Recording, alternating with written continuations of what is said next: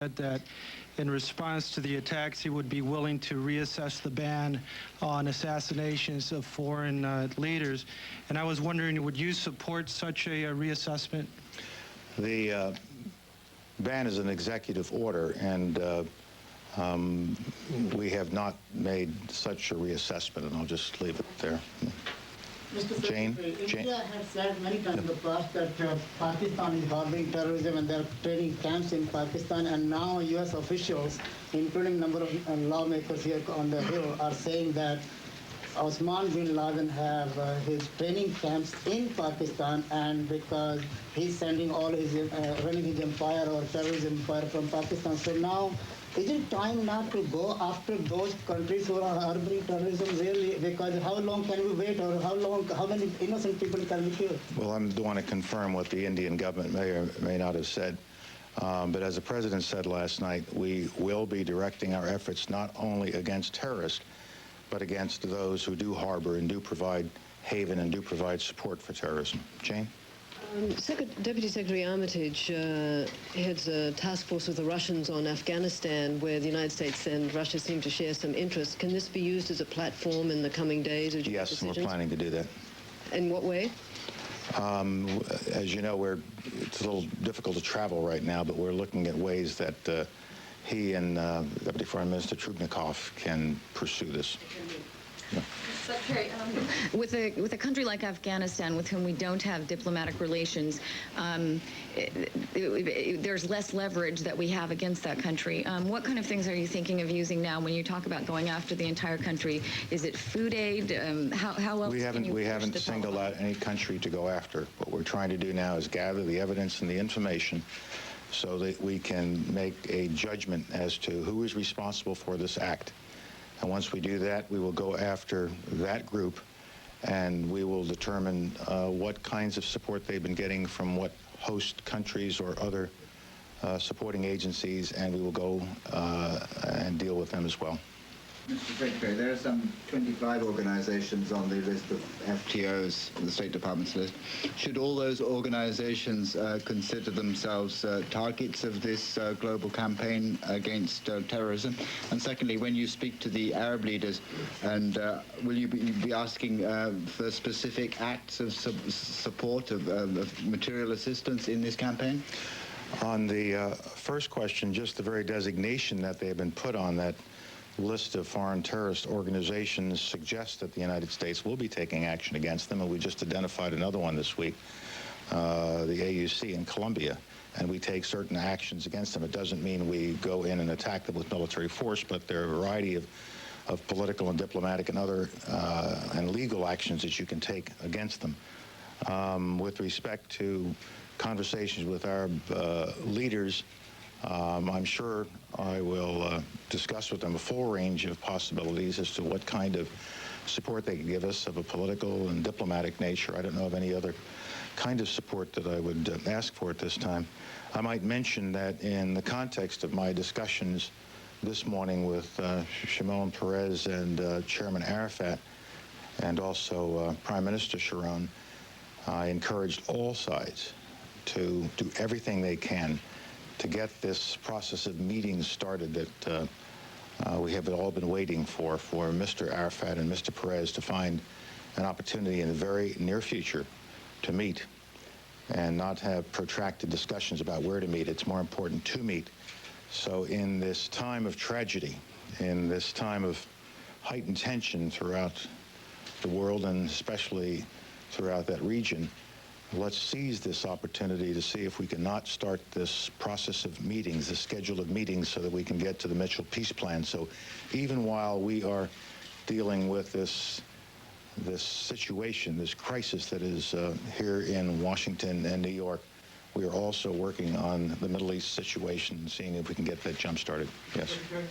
Do you believe that this attack is linked to the events in the Middle East, to the Arab-Israel crisis, or is this something that preceded this current intifada? And secondly, do you believe that this bombing will somehow serve as a problem for moderate Arab governments whose peoples seem to be more enthusiastic about this bombing than their governments who have condemned it?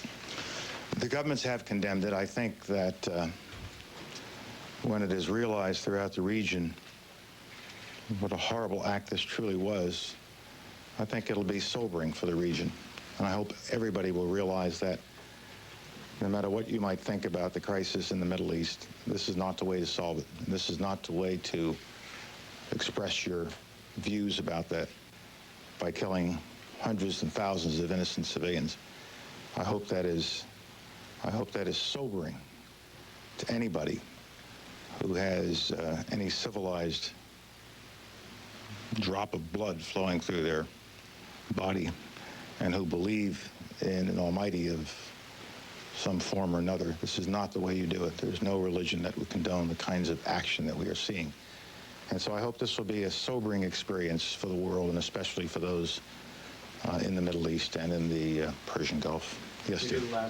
Yeah. Mr. Secretary, we know you have said that you don't know who's responsible, but your comments this morning on television and the president's comments about harboring terrorists do seem to indicate an organization such as Osama bin Laden, and also about harboring terrorism point to Afghanistan as a country that harbors terrorists. What did you make of the comments by the Supreme Leader of the Taliban yesterday about the attack? And do you think that that the Taliban are still harboring Osama bin Laden? And if he is deemed responsible for this attack, do you think that the Taliban will expel Osama bin Laden and help the U.S. bring him to justice? I'm sure that the Taliban leadership providing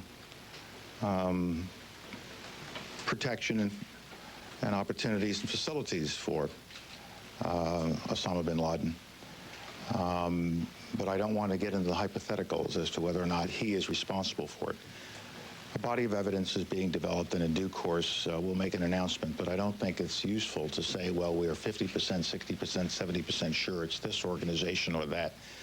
That just leads to very often incorrect answers, and I don't think it's helpful during this time. So as the evidence builds, and it is building, in due course, we will make a judgment, and we will act upon that judgment in the way the President has indicated. The last one for Alan. Mr. Secretary, what conversations do you anticipate having with the leaders of Persian Gulf countries? What support will you be seeking from them if, in fact, it's found that the threat originated in their part of the world? And what kind of military latitude would you like to be able to exercise in that part of the world with their blessing? If we think they can be helpful in finding those who may be responsible, we will expect that help. And we will express the point of view very, very clearly, and I've already started to do so in some of my preliminary conversations, and frankly, I expect support. They are outraged, they are shocked, they are stunned, whatever their views might be, or whatever the views of their people might be with respect to the crisis in the Middle East. They are stunned and find this to be a deplorable act. I think they're speaking not just as leaders, but as leaders of people who, although some might rejoice and shout, most find this to be deplorable and something to be condemned. And going back to an earlier question, obviously the conflict between the Palestinians and the Israelis has been going on for a long time and is always in the background, but some of the terrorist organizations that we have seen at work over the years conduct terrorist activities against the United States, regardless of how the peace process may or may not be going with respect to the Israelis and the Palestinians. Thank you very much. Thank you. What conversations you were going to have with the Persian Gulf leaders? I beg your pardon? Specific conversations you anticipate?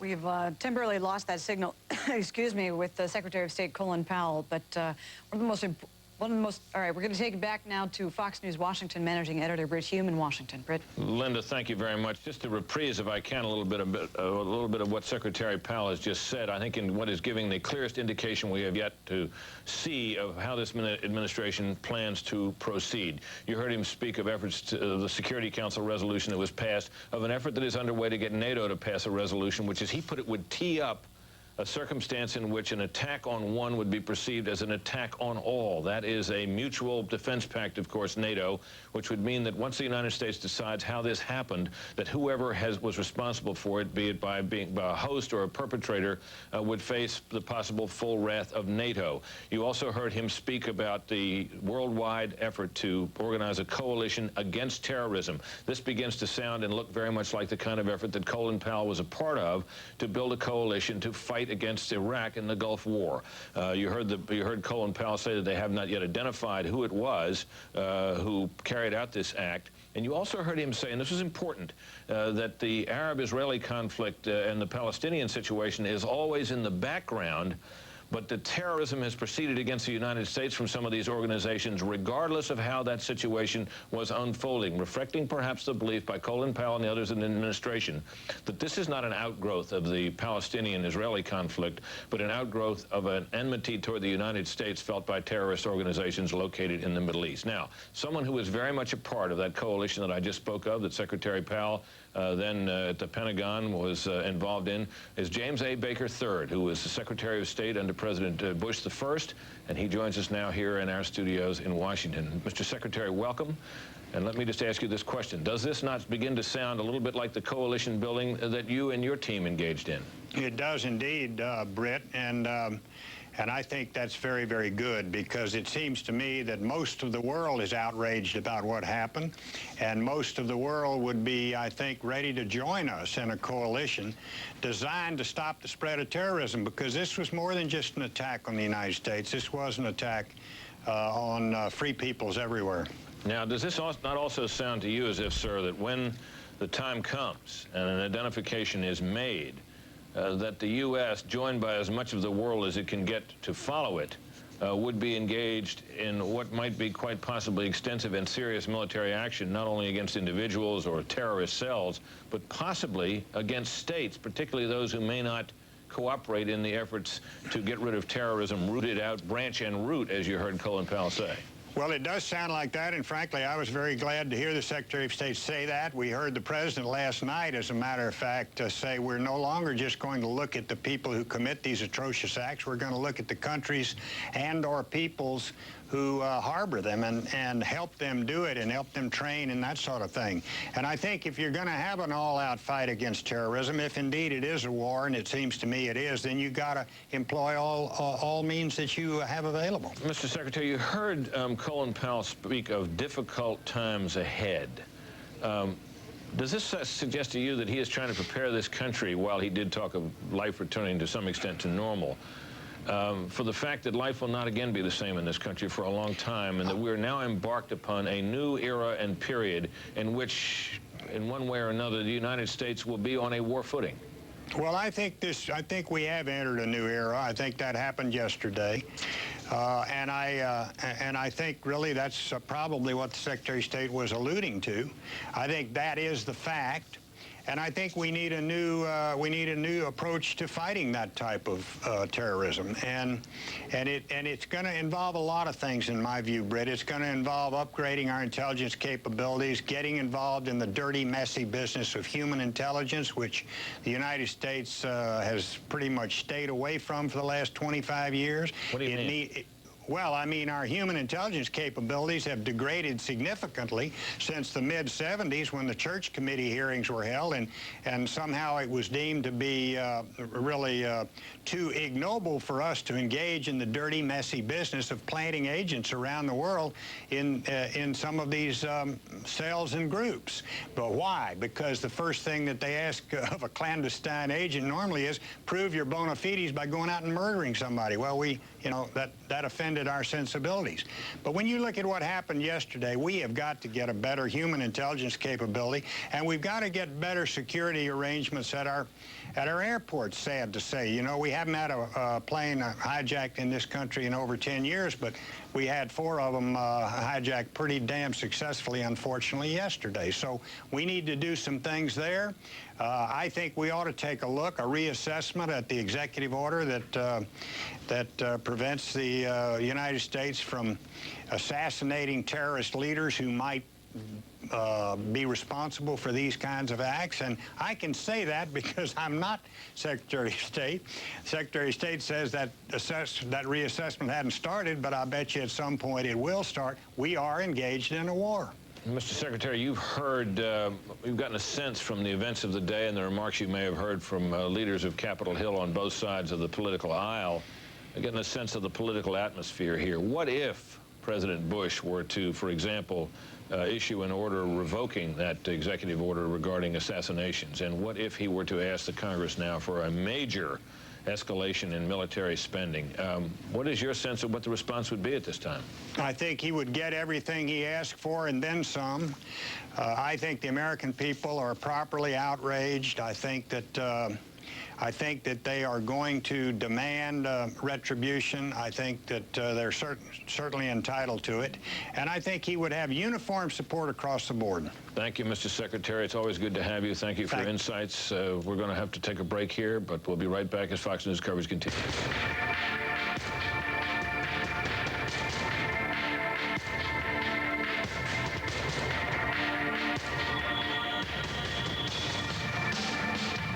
Deliberate and deadly attacks which were carried out yesterday against our country were more than acts of terror. They were acts of war. President Bush's stark words in reaction to the terrorist attacks that have changed our entire sense of security in the United States, beginning with the first attack that began at 8:45 a.m. Eastern Time yesterday in New York City, the first of 4 hijacked airplanes that slammed into one of the towers of the World Trade Center and then forever changed everything. We're waiting for some news conferences to happen this hour. We want to go back now to Washington managing editor Britt Hume with more information on the news conferences set to come in a matter of moments. Britt? We do have some briefings upcoming, Linda, but before I get to that, I want to mention something else that is of some consequence here.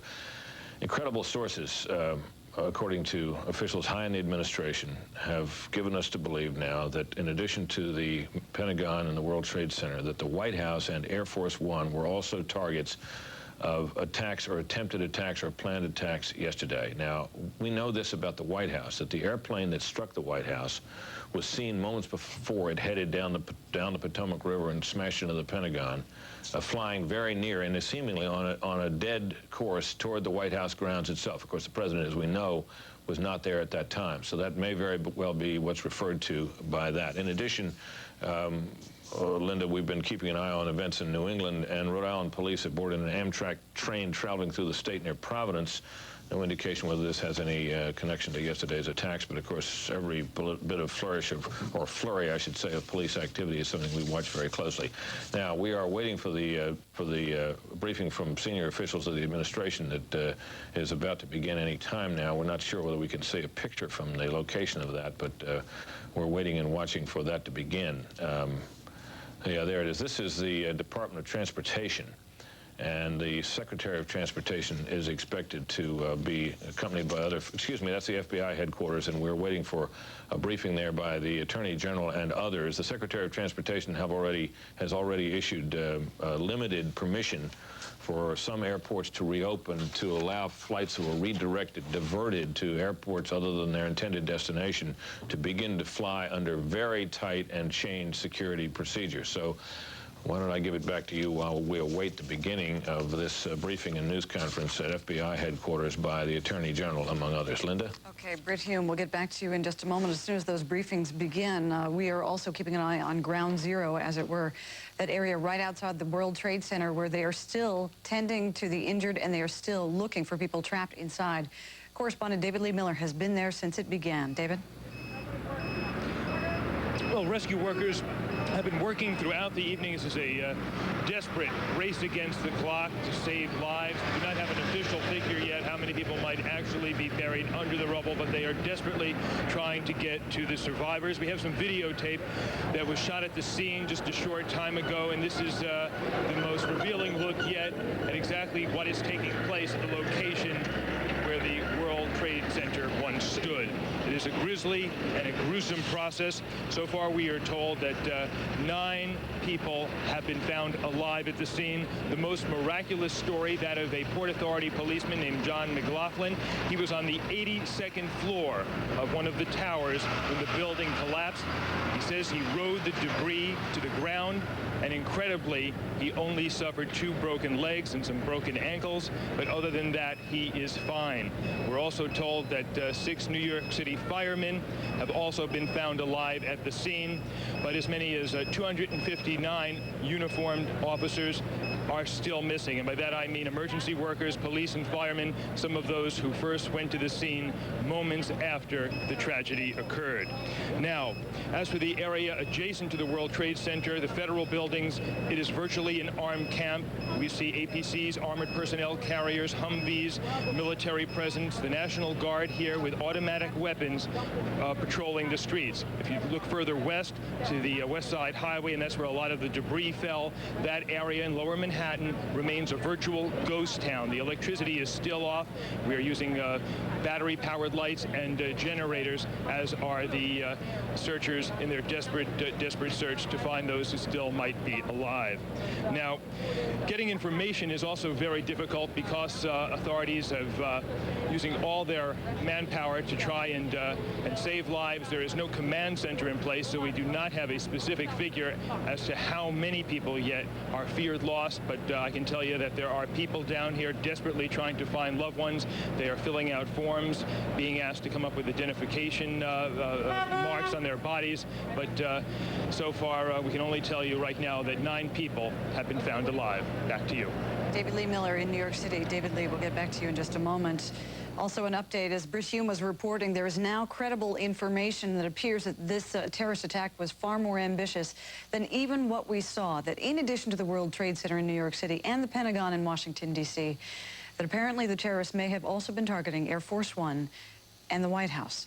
We go now to correspondent Brian Wilson, who is outside the Pentagon right now. Brian? Yes, incredible information now starting to filter in, and it will bear further investigation. But if those indeed turn out to be true, that's shocking information. Here at the Pentagon, they're still struggling. They have had a difficult time bringing the fire under control. Let's take a look at some of the cleanup efforts that were going on earlier in the day. And you can see they've got a real struggle on their hands here. They had a lot of hot spots, and at one point, some fuel that apparently leaked down into lower levels of the Pentagon at the impact site ignited, causing a fire. And there was, for a moment, we'll show you some pictures of this, another brief evacuation, at least a partial evacuation of the Pentagon. Pentagon employees came out of the building, and just about the time that the evacuation started to hit its stride, they gave the all clear sign and went back in. There is no smoke coming out of the Pentagon at this hour, and they have really struggled, the Arlington County firefighters and the other experts here on the scene, to bring this fire under control. Now, we know that about 80 bodies have been spotted, maybe not recovered, but they know of 80 bodies, 80 deaths in this building. And in a worst-case scenario, since there may have been as many as 850 people working in this particular part of the building, they say the death toll could rise in a worst-case scenario to 800. Other experts say probably won't go quite that high. They really don't have a good sense, though, of how many people were in the building at the time of the attack. We also should tell you that the structure you see behind me, and this is complicating things greatly here at the Pentagon, is very, very unstable. Now, since they now believe that there probably are no other people alive inside this particular area, they say that the chance that someone survived the fire, the smoke, the impact, the collision is very, very slim. They don't want to risk other lives at this time by putting firefighters in a very unstable building. So they are reluctant to go in and try to get some kind of demolition done that makes this whole structure a bit more secure. So here at the Pentagon, we are standing by. We are told that at 3:15, we will hear a briefing from Secretary of Defense Donald Rumsfeld. That's new information, and perhaps we'll get some more information about what they are beginning to learn at the Pentagon about the events of Tuesday. Back to you. Brian Wilson, also this, 2 very serious pieces of news coming in. One of them from Chief Political Correspondent Carl Cameron. Lawmakers have been told in classified briefings that additional attacks are, quote, possible, if not probable. They should not assume a false sense of security. They are being told this message has been conveyed with a very deliberate and serious level of magnitude. Now, we do not want to be alarmist here, but we want to let you know what is being told to the leaders on Capitol Hill. Also this, apparently authorities in Providence, Rhode Island, or just outside, have stopped an Amtrak train. AP reporting this, this train having left Boston. Someone on board local stations reporting that authorities boarded this train just one stop shy of Providence after it left Boston, and that they have taken off at least 3 people. It is not confirmed that this was connected to the terrorist attacks. It is believed, however, that it may have been. We have with us Boston reporter Bill Rapley. He is in downtown Boston, has more information on the arrest going on there. Bill? Linda, what has happened here? I'm in Copley Square in the heart of the tourist district in Boston, and on the corner is the Westin Hotel. Now, the Boston Globe website is reporting that 3 men were arrested at the Westin Hotel late this morning for using a credit card that was associated with the terrorists who took off out of Logan Airport yesterday morning in those 767s that ultimately plowed into the World Trade Center. Now, after the 3 arrests were made, the Boston bomb squad went into the building, and the entire hotel was evacuated. At that point, the crime scene tape went up, and a huge lunchtime crowd was attracted here in Copley Square as we saw the bomb squad go in. Bill Rapley, we need to interrupt here. We need to take it back to New York City. The mayor is once again giving a briefing about the rescue efforts going on at this hour. We just finished a 1-hour briefing to go over all of the things that we need to get done today, try to get completed before tomorrow. I want to thank Governor Pataki for his strong support and all the assistance that the state of New York is giving us. Also, Governor DeFrancesco attended the meeting, and the help of the state of New Jersey has been enormously valuable to us. We have over 2,000 people that we sent to New Jersey who were described as walking wounded, but many of them have ended up in New Jersey hospitals. The New Jersey police, the state police, some of the local police departments in New Jersey, fire departments are there on the scene helping us and supporting us, and their assistance has been enormously important and very, very valuable. And I thank you very much, Governor. Really terrific. And that's really been true of everyone. They've all come to our assistance and our aid and our help. And New Yorkers who are strong and very resilient and should also know that they have lots of support, lots of people from around the state, from neighboring states like New Jersey, and all over the country that want to help us, want to support us. The president has made certain that the military is deployed in such a way as to keep us as safe as we possibly can be, given the times that we live in. And the New York Police Department and the other agencies are doing everything that they can to assure us as much safety as is possible. And people should know that they're not alone, but there are a lot of people suffering with them, there to help them and support them. I apologize to the families of people that are lost right now. We have lots of families seeking information about who was in the World Trade Center. Did they get out? Didn't they get out? Are we able to recover them? Aren't we able to recover them? And we don't know the answers to all of those questions yet. We so far have a body count of 55 people as of about a half hour ago. We were able to take out another person about 3 hours ago, 3 hours ago, a woman who was found still alive, taken to the hospital. So now there are at least 4 people that we've been able to take out.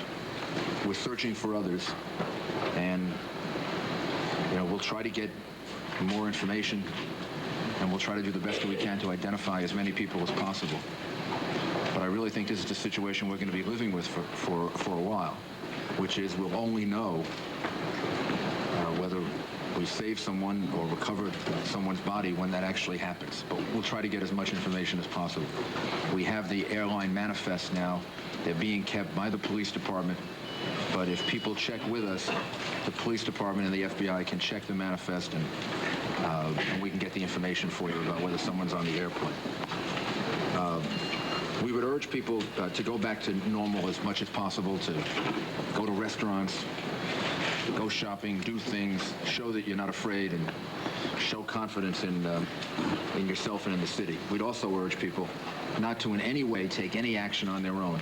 We've had a few, not many, but we've had a few incidents that appear to have been directed against people because they may be regarded as Arab or Asian or Indian or whatever. The police department has a few reports like that. I emphasize not many, and there was only one situation of anybody trying to steal anything last night. So we haven't had looting, which we're going to certainly do everything we can to stop. But nobody should attack anyone else for racial, religious, ethnic reasons or any other reasons. That's what we're dealing with right now. We're dealing with the insane, sick hatred of people for another group of people because they fit into some kind of group mentality. It would be really horrible if New Yorkers practiced any form of that. So the police department will be in those parts of the city and give the ultimate protection that we can give to people who may be in that situation. One other thing, the generosity of people is really enormous. We have thousands of volunteers. We have people volunteering to give blood. They're lined up on the street in front of Bellevue Hospital and all over the rest of the city. Also, some of our corporate citizens have already made major donations for the benefit of the families of the police officers, the firefighters, the EMS workers who will turn out to have lost their lives in this situation. GE, the CEO of GE, Jeff Imholt, told us that he is going to donate $10 million to a fund for the families of the police, fire, and other emergency workers that tragically turn out to have lost their lives in this situation. The Cisco Corporation has also offered a donation of $4 million for similar purposes, and we will organize a charitable organization that can be accountable and can make sure that all of this money gets in the hands that it's intended to get to, meaning to the children and the families that turn out to be the most direct victims of this tragedy. And again, I thank GE and I thank Cisco and all the others who have come forward in their own way and helped us. Governor? Mayor, thank you. Let me join with you in thanking Governor DeFrancisco for being here and for the extraordinary help we've gotten from New Jersey and the cooperation we've had with the Port Authority. It's been just tremendous, and we appreciate that help. And the mayor referred to us as coming out of a one-hour briefing, but it's really not a briefing. It's a work session. And it's a work session where decisions are made and steps taken to try to alleviate the suffering and do everything we can for those who might still be alive. And I want to commend the mayor for his leadership and for the leadership of his team in these meetings, because it is extraordinary how well everyone works together and how serious everyone is in putting one agenda first and foremost and exclusively, and that is the interest of the people of New York State. So, Mayor, to you and your team, you deserve enormous credit for that leadership. It's not just the leadership, it's also the individual heroes who are out there. And just this afternoon, I was at Bellevue visiting a fallen firefighter who had been hospitalized, and I went up and congratulated him. And he got this smile on his face, and he looked at me, and it was like a line out of a movie. And he said in this thick accent, "What'd you expect? I'm a New Yorker." That's the spirit that is allowing us to get through this tragedy. And it's also the heart, because right after that, he got tears in his eyes and talked about his partner in the fire department who was missing, who had 10 kids. And I told him we would stand with him, we would stand with his partner, the city, the state, the country, to make sure that their heroism was recognized and protected. We have to, in honor of them, get back to business, make sure the states and city and country runs and that people go about their lives. And to that end, tomorrow afternoon, we are going to be holding a special extraordinary joint session of the state legislature and the state capitol, where we'll be having remarks and a memorial for those who, a moment of silence for those who have lost their lives. And the legislature will be passing a bipartisan legislation condemning this terrorist act and commending the tremendous heroism of those who have responded as they have. And I want to thank Senate Majority Leader Joe Bruno and Speaker Shelley Silver for coming together in a bipartisan way to send this strong message to the people of New York and to those terrorists that we're not going to be stopped. Also, to help get back to business as usual, beginning tomorrow, our Empire State Development Corporation will be making available on the 32nd floor of our office at 633 3rd Avenue all state agencies and authorities in one place, where companies, businesses, industries that need emergency economic assistance can come and find out what assistance is available so that we can look to provide, whether it's office space or help with power or lighting, that type of support. This is an incident that was going to remain in our minds throughout our lives. But it's an incident that we can overcome, put behind us, and move forward in protecting our freedom and the future of our city, state, and country. We are going to do that. Mayor, again, thank you for your leadership. Thank you, Governor. Thank you. Governor? If I could, there are a couple reasons why Thank you very much. I was able to why I wanted to be here was, first of all, to tell the both of you that you've exercised great leadership during this very difficult time. I express my sorrow for the many, many people that we've lost, but also our support. Really, we're here to tell you that we support you in any way possible. We don't want to be in your way, but we want to bring support ranging from the state police to the National Guard or to the volunteers and many thousands of people that want to do something to help New Yorkers who have done just a fabulous job. Your city and state workers, your fire department, your police personnel, your emergency management people, your emergency medical services people have all, based on what we've seen, done an outstanding job. We were prepared to handle many, many people who were injured, and we still are. But the New York people have just done a fabulous job in dealing with that issue, and I congratulated everybody, but I do express my tremendous sympathies on behalf of the state to all of you for the losses you've incurred. And thank you very much for having me. Thank you, Governor. Thank you. Thank you, Governor. Mr. Speaker, thank you so much for your help and Thank you, support. Mr. Mayor. Thank you, Governor. I just want to say on behalf of all of the council members and really the people of the city that during a terrible, terrible time of crisis, I can't think of the better leadership that we've had, probably the finest hour I've ever seen, with Mayor Giuliani and with the governor standing next to me. You know, it's during a time of crisis you know who your friends are. It's during a time of crisis you know the people that really are able to help. This is like being in a foxhole together. They've responded to the greatest horror in my life, probably all Americans' lives.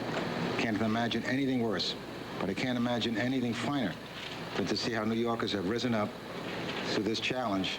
And I guarantee everyone that New York will rise from the ashes, be much better than it ever was before, and that those responsible for this are going to realize they picked on the wrong city. Also want to thank Congressman Nadler for joining us and for his support and for his help. And as I said, we'll be counting on him and the members of the delegation for the help and support we're going to need in the future. Thank you very much, Congress. Commissioner, can you talk a little bit about some of the incidents that have happened around the city? New York City Mayor Rudy Giuliani, the Governor George Pataki, and Speaker of the City Council of New York in what is clearly one of New York's most darkest hours, as now the city rallies together, find support in each other, and get the rebuilding going on and try and locate some people who may have survived somehow in the midst of all that chaos. We're expecting Defense Secretary Donald Rumsfeld to speak in just a matter of seconds. And as we wait for him to walk through the door there, I can give you this from NATO in Brussels, Belgium, which has just put out an announcement that NATO considers this terror attack, these terror attacks in the United States, an attack on the entire NATO alliance. This could be significant as we move on. Early indications are here that should something be in the offing, NATO would clearly not be opposed. So NATO with word that the terror attacks in the United States can be considered a terror attack on all of NATO. Should we quickly go to Bill Rapoli while we wait now? Let's keep it in the doubles and go to Bill Rapoli, who's in Boston, with some brand new info. What's that? He's not with us at the moment. I'll bring you the information that I have then. The Boston Globe now reporting that not only were there arrests in the city of Boston today, people who are suspected at least of playing a part in all of this, but that there were numerous arrests. In fact, the Boston Globe is reporting that there were 3 arrested. This coming to us from the Boston Globe and its website. 3 people arrested this afternoon at the Westin Copley Hotel in Boston, a place we took you live a short time ago through the services of our network news service affiliate, WBZ in Boston. These arrests after federal authorities linked them to the credit card, which was reportedly used to purchase tickets on the flights involved in Tuesday's World Trade Center attack. This, according to a source close to the investigation, a source of the Boston Globe's. 3 arrested through a credit card receipt for tickets bought to board that plane. The 3 people, according to the Globe, taken from 3 rooms on the 16th floor of this hotel, which is located in the center of one of Boston's leading shopping districts. They are in the custody of federal authorities now. It's not known what their relationship is to the bombing. Federal authorities were assisted by the Boston police team. WHDH-TV, the NBC station in Boston, has reported that the agents were wearing bulletproof vests and carrying shields, and our correspondents on scene have said exactly the same thing. So the arrests are coming in. We also know that there is an attachment here to Embry-Riddle University down in Florida. Correspondent Orlando Salinas there. Orlando, it would appear the arrests are coming pretty quickly now. Now here, Shep, federal agents as well as local police are still going through records, loads of information here at Embry-Riddle Aeronautical University in Daytona Beach, Florida. That they have recently, just as really a few hours ago, been serving search warrants here on this campus and or around homes or apartments in this area. Now, a good chunk of that focus, we've got some video to show you that we shot earlier of the campus here in Daytona Beach. A good chunk of that focus centered on a 20-year-old Embry-Riddle student, Ali Mohammed Al-Darmaki. Now, yesterday, his red Camaro was seized. It's still not completely clear why, except that Darmaki from the United Arab Emirates had a picture of what appeared to be Osama bin Laden on the window of his car a short while ago. Local police here in Daytona Beach told us that they did indeed clear him of any involvement in yesterday's attacks at all, any involvement. Now, we've heard from some foreign students here on this campus who say foreign flight students and foreigners in general are now being targeted for questioning at random. Now, there still may be a second student at this school who is right now being searched for. Investigators would like to speak possibly to that second student. Also, Shepard, we're told that about 90 minutes ago or so at another flight training school in Vero Beach here in Florida, 2 hours south of here, we understand that about 5 or 6 government cars filled with federal agents began going through the records at the Flight Safety International School. That is the same school where JFK Jr. trained at. Lots of attention right now also being focused on Venice, Florida. We're told that about 4 hours from here, that's where that's located. A man by the name of Charlie Voss, we're told, had his address listed on a car rental application that was filled out by one of the terrorists for a car rental. And we also understand that Charlie Voss may have possibly housed 2 students from that school in Venice, Florida, in his home several months ago. And right now, Shepard, federal investigators are all out there in Venice, Florida, doing their best to squeeze whatever information they can out of Charlie Voss to see if he knows anything at all about what happened yesterday. Shepard. Orlando Salinas live for us on the campus of Embry-Riddle University in Florida, one of the foremost training grounds for jet pilots, and a place on American soil where it's now believed that some of those who may have been responsible for this may well have been trained. Here comes Rumsfeld. There's more information on suspects being arrested. Maybe the Defense Secretary will have that for us. I have taped a message to the people in the defense establishment across the world, which I understand is going to be available shortly. I'm en route over to another meeting in the White House in the next few minutes, so I thought I'd just stop down and make 2 or 3 points. First, we currently believe and are certainly hopeful that the number of casualties being reported in the press is high. As you know from your own observation out there, the work is still going forward, and we won't know for some time precise numbers, but from everything that we currently know, the estimate that's been widely reported is considerably high, and we certainly pray that that's the case. Second, I do want to again express our sympathy to the families and friends and colleagues of all those who have been harmed by this attack on our country. Also, we're, needless to say, deeply grateful to the many units from all over this area that are out there and have been out there for more than 24 hours. Firemen, ambulances, and different teams and squads of individuals who are doing a very professional job for our country.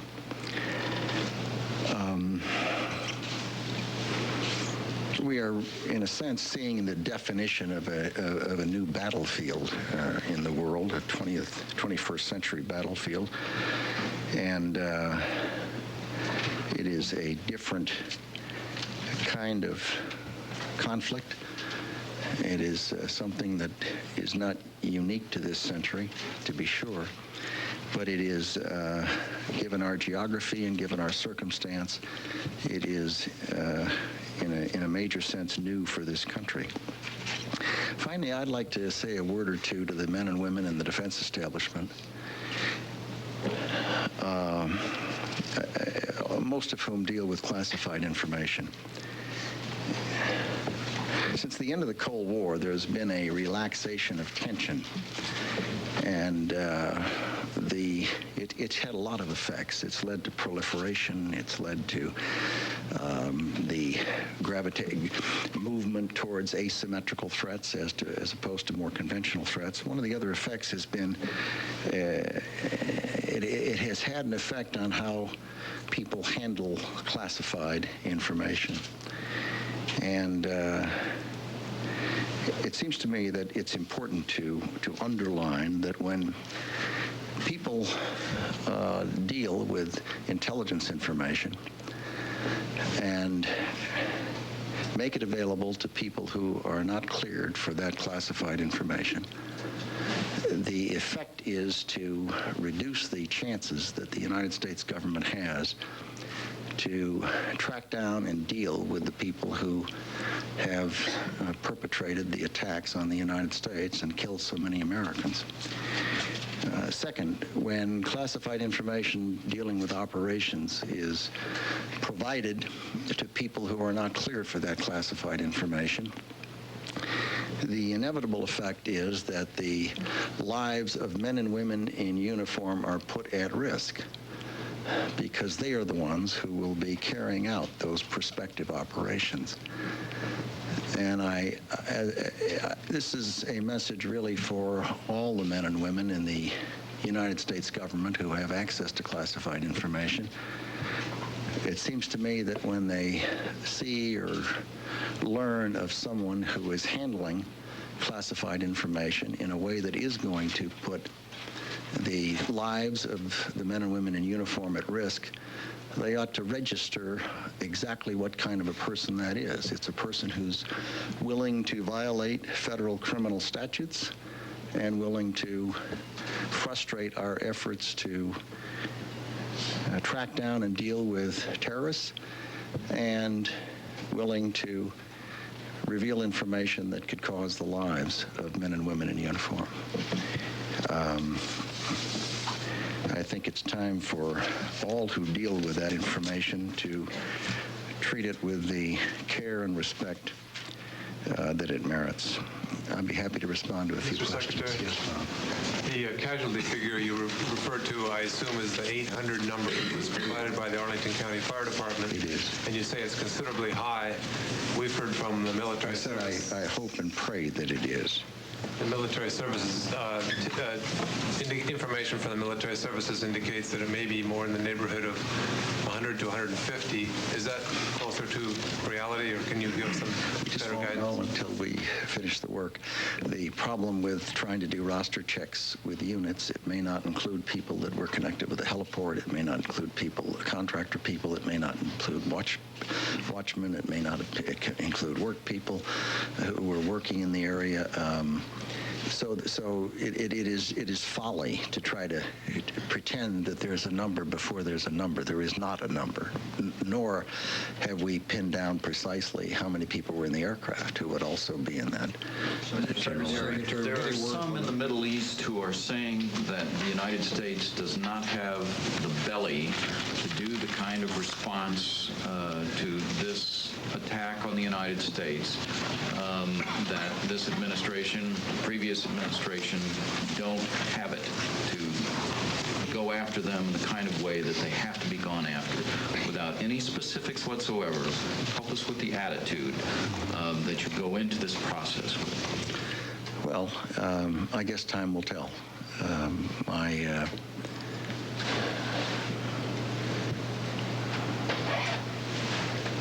I guess I'm kind of old-fashioned. I'm inclined to think that if you're going to cock it, you throw it, and you don't talk about it a lot. So my instinct is that what you do is you go about your business and do what you think you have to do. I think anyone who thinks it's easy is wrong. I think that it will require a sustained and broadly based effort, and I don't think that people ought to judge outcomes until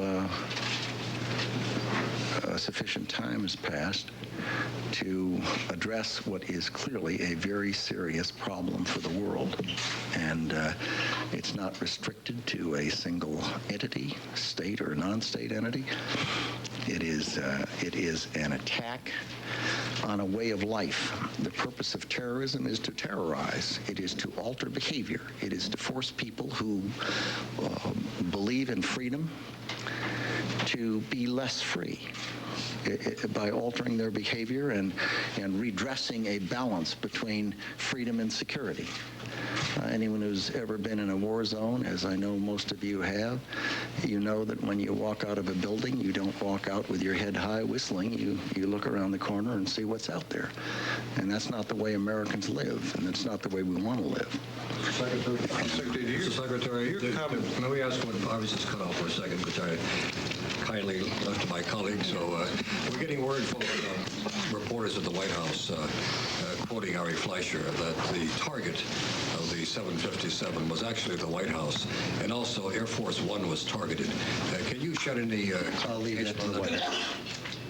I'll leave that to the White House. Mr. Secretary, your comments on the handling of classified information, are you suggesting that it's time to move to a more secretive government in which there's less transparency about what it is you're doing? And how does that square with the goal of openness that reassures both friends and foes around the world that the United States intentions are good? We all know that there's a wealth of material that's classified unnecessarily and doesn't necessarily need to be. Well, as I'm sure you've discovered, I do believe in openness, and I think it's enormously important in a free system with a free press and a democratic underpinning to our wonderful success as a country that we recognize that and respect it. I also know that you're quite right. There are things that get classified that ought not to be classified. But what I said is enormously important, and that is that when classified information is compromised by people who ought to know better because they're unprofessional or uncaring and perfectly willing to violate federal criminal law and seemingly willing to put people's lives at risk, their colleagues and their neighbors and their friends, I think it's something that should stop. Yes. Sir, Jim's question, folks, he needs to leave. We need to get you across the river. Last question. Was sloppy handling of classified information, did that play some role in the attacks?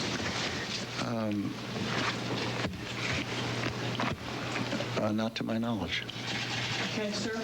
It is an issue that I think, however, needs to be elevated and looked at, and that people in all aspects of government.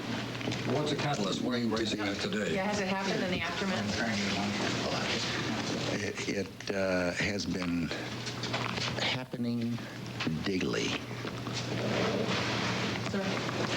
Thank you, sir. Thank you.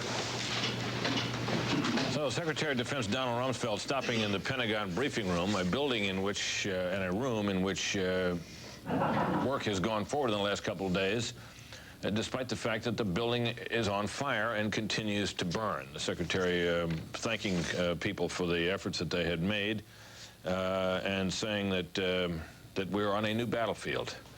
And issuing a warning to military personnel everywhere, and Pentagon personnel, and as he put it, the military establishment, which would include, of course, a number of people who have security clearances who are outside military service and are indeed civilians who work for military contractors, that the time has come now to be very careful about classified information. And when he said leaks of this kind of information occur daily, a function, he said, of the fact that the Cold War is over and that the atmosphere has relaxed, and so apparently has people's attention and carefulness about classified information. He was quick to say, however, when asked, that he did not have reason to believe that a leak of classified information was related to the terrorist attack on the United States on the Pentagon. He left to the White House, by the way, a confirmation of reports that we now have based on authoritative sources that the White House believes that the White House building itself was a target of attack yesterday, probably by the plane that ended up hitting the Pentagon, because it was actually seen. Eyewitnesses saw a plane, a large plane, that presumably that 757, in the air at a very low altitude, seemingly headed toward the White House before veering off, heading down the river, and eventually, it seems, being the plane that crashed into the wall of the Pentagon. Those reports also include the possibility of an attack on Air Force One. Now, we're in here now for a rapid-fire succession of briefings. We're expecting a briefing from the FBI building from Attorney General Ashcroft and the new FBI Director Robert Mueller. There you see a live picture of reporters waiting in that room for that briefing to begin. That is to be followed a little bit later by the daily briefing by Ari Fleischer, the presidential press secretary. Mr. Fleischer is the one who has been quoted by some news sources as saying that indeed the White House and Air Force One are now believed to have been targets of what happened yesterday. Of course, the White House was not hit. Air Force One was not. There you see the live picture of the White House briefing room where people are waiting around, as they do much of every day, for the briefings there to begin. And that, I believe, is at the Department of Transportation, where Secretary Norman Mineta is expected to come out about 4:30. Secretary Mineta's comments are going to be eagerly awaited, not least because he can be expected to give us some more information about the disposition of air travel in this country, which has been locked down now for a day and a half. Some limited flights are now beginning to be allowed by the Secretary under very strict security conditions. Those, of course, are the flights that had been diverted to airports other than the ones they were intended to go to, and are going to be now allowed to fly as soon as certain security precautions have been taken and security conditions have been met. We can perhaps expect from Secretary Mineta some further word on the rest of the U.S. transportation system, at least air transportation system. This is of considerable worry, of course, to the airlines themselves, which are terribly concerned that as a result of what has happened here, there will be a steep and sudden fall-off in air travel and of the kind that could cost them enormous loss of business and losses. Some losses, of course, can also be contemplated from the insurance business. That was the woman at the podium there was Mindy Tucker, who is a spokeswoman for John Ashcroft, the Secretary General. I wasn't quite able to hear what she said, but perhaps we will know in a minute. I suspect that she was letting the reporters there know that that briefing is soon to begin. In any case, a series of briefings here in Washington soon to begin. First, we'll hear from Attorney General John Ashcroft, together with FBI Director Robert Mueller. That to be followed at 4 o'clock or thereabouts by the White House briefing by Ari Fleischer, the President's press secretary. And then after that, we will be taking you live as well to the Department of Transportation, while Transportation Secretary Norman Mineta will be heard. In the meantime, as we await what we expect is the imminent arrival of the Attorney General and the FBI Director, let's reprise for a moment what we heard from Colin Powell just a short time ago as he described the diplomatic initiative that is underway. Well, we won't have to wait any longer. Here comes the Attorney General.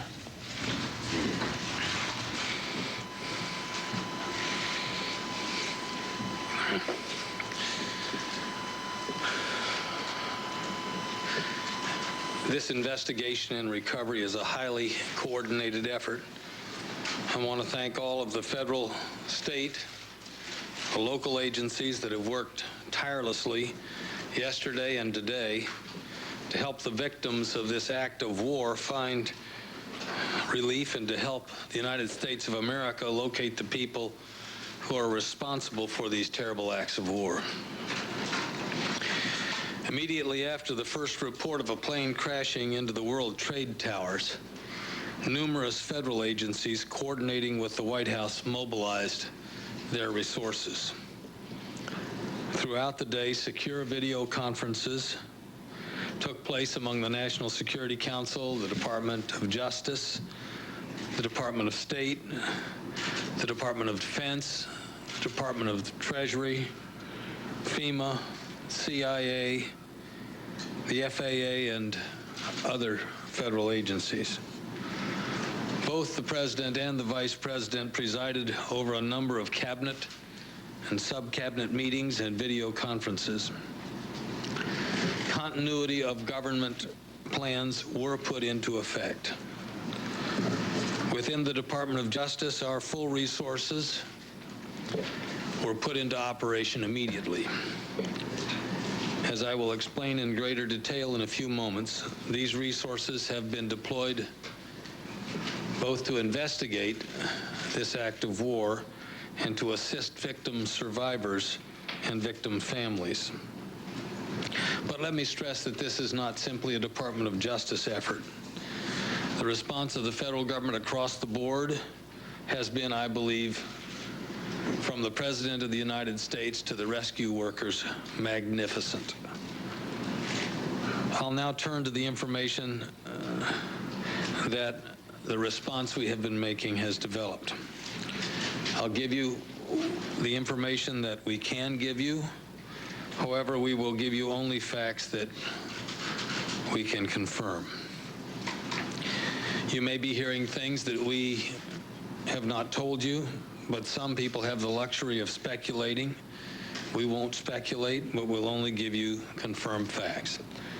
And also, we must be careful to protect confidential intelligence sources and the methods of our intelligence so we do not compromise this ongoing investigation or the capacity of this nation to undertake such investigations as this. The 4 planes were hijacked by between 3 and 6 individuals per plane, using knives and box cutters, and in some cases making bomb threats. Our government has credible evidence that the White House and Air Force One were targets. A number of the suspected hijackers were trained as pilots in the United States. The Department of Justice has undertaken perhaps the most massive and intensive investigation ever conducted in America. The full resources of the FBI, the Justice Department's Criminal Division, the U.S. Attorney's offices, the INS, and other components have been brought to bear and will be focused in this endeavor. Throughout the day and into the night last night, Deputy Attorney General Larry Thompson and Assistant Attorney General Michael Chertoff, who is not with us at this moment, and I were present at the FBI's Strategic Information and Operations Center, together, of course, with the director and a number of other individuals. The Justice Department is working closely with investigators, the FAA, and the intelligence community, including the CIA, the NSA, the Defense Intelligence Agency, and the Defense Department. Numerous agencies have assigned personnel to the SIOC at the FBI to coordinate investigative efforts so that information which is received on these premises becomes immediately available to the cooperating agencies. And I might add that we reciprocate with similar deployments in a variety of other settings. The Justice Department's Terrorism and Violent Crime Section is coordinating the response of the U.S. Attorney's offices nationwide. These agencies have a presence at the SIOC here in the FBI 24 hours a day and are coordinating efforts both in the United States and worldwide around the clock. Investigators are reviewing intelligence and have received numerous credible leads. Command posts have been established at all crime scenes. Evidence response teams and the FBI's disaster squad have been deployed to the crash sites. The recovery of bodies and the collection of evidence is ongoing at the Pentagon and at the crash site in Somerset County, Pennsylvania. Investigators are working with the National Transportation Safety Board to recover the black boxes from the crash sites. The crime scene at the WTC has been secured, but is not yet a crime scene accessible to investigators. The United States Attorney's Office's terrorism units and the FBI's Joint Terrorism Task Forces are obtaining the passenger manifests, rental car receipts, telephone logs, and videotape from parking garages, and pay telephone videotape records at all scenes for review and appropriate follow-up interviews. All investigative resources of the FBI's laboratory and crisis response capabilities have been mobilized. Now let me turn this podium over to FBI Director Bob Mueller to talk more about the investigation itself. Thank you, Mr. Attorney General. I want to start by saying that the men and women of the FBI join the nation in expressing our deep sympathies for the victims of these horrific tragedies and their families. And we, all of us in the FBI, pledge to those directly affected by these attacks that we will leave no stone unturned in our quest to help find those responsible and to bring those individuals to justice. Let me turn, if I could, for a moment to the effort that we have undertaken at the FBI to investigate these tragedies. Early after the planes started to fall yesterday, as soon as we heard that there was a particular city that was either a city of origin for a flight or a city such as New York where a flight went in, we established command posts. We have at those command posts and at a number of offices around the country where there are leads, more than 4,000 special agents who are assigned to assist this investigation, 4,000 special agents and 3,000 support personnel. We have over 400 of our laboratory personnel deployed at the crime scenes in New York City, south of Johnstown in Pennsylvania, and at the Pentagon. And we anticipate this level of resource commitment will continue for the immediate future. In the last 24 hours, we have been addressing two objectives. The first objective is to identify the hijackers on each of the planes. Having identified the hijackers on each of the planes, we then have sought to identify any of their associates remaining in the United States. Our first effort is to identify any associates in the United States who might be related to the hijackers and to remove those associates, investigate, and arrest, given the evidence, those individuals, and to remove any threat to the air system in the future. That is our first objective. The second objective is to gather any and all evidence we have as to whom assisted the hijackers, and not only in this country, but also overseas.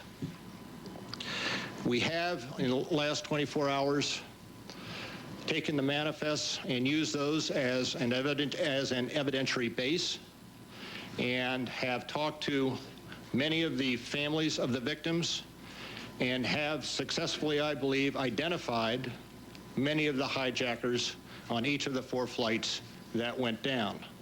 We also have identified through a number of leads, principally at the cities of origin, a number of individuals whom we believe may have had something to do with the hijackings, and we are pursuing those leads aggressively. Let me conclude at this juncture by emphasizing again the FBI's total and unwavering commitment to this investigation. We will not stop, and as I said before, we will leave no stone unturned until we have determined who was responsible for these attacks on our freedom. Now, I would be happy to entertain questions, as I'm sure the Attorney General would. Director, have there been any arrests of any of these associates that you've identified? Now, I understand that there is reporting out there that the FBI has made arrests with regard to the hijacking. That is not accurate.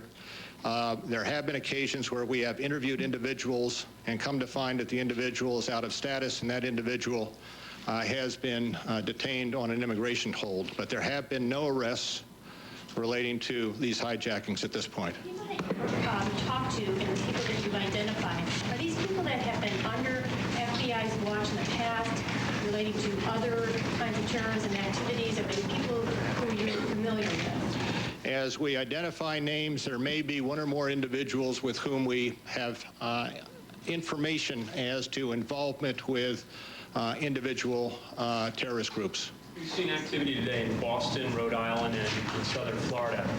Can you walk us through, in any of these cases, give us any guidance on why these particular individuals have been stopped and what the FBI is doing? We have in Boston, my understanding also in Providence and also in Miami, we have leads indicating the presence at some point in time of either the hijackers themselves, and we are attempting to recreate the travels of each of the hijackers on the planes, either the hijackers themselves or their associates, and consequently we are following all leads with interviews, with search warrants, and whatever investigative techniques are necessary to obtain the evidence. They've got to get to the White House for a meeting. How many associates, Ms. Mueller, do you think? And how many were workers at the airport? I can't give you a definitive number on the associates. Have you linked this to Osama bin Laden? Thank you very much.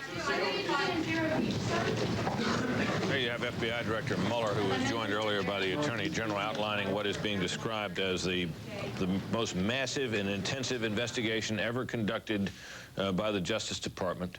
He revealed a few, what he said are facts that they have come to count on, that they were 3 to 6 hijackers for each plane, and they had such weapons as knives, box cutters, and in some cases made bomb threats, he said.